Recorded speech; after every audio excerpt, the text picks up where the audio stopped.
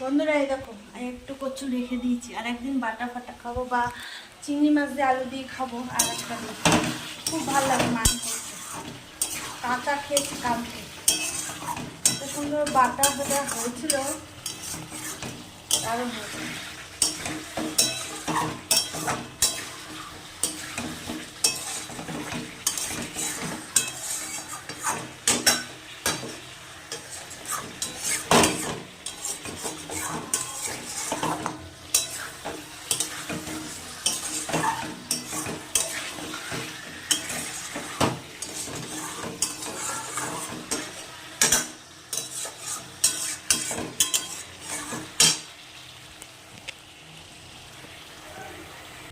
তো বন্ধুরা এই দেখো ওই জিরে ধনে ভেজেছি সেটা দিয়ে দিই।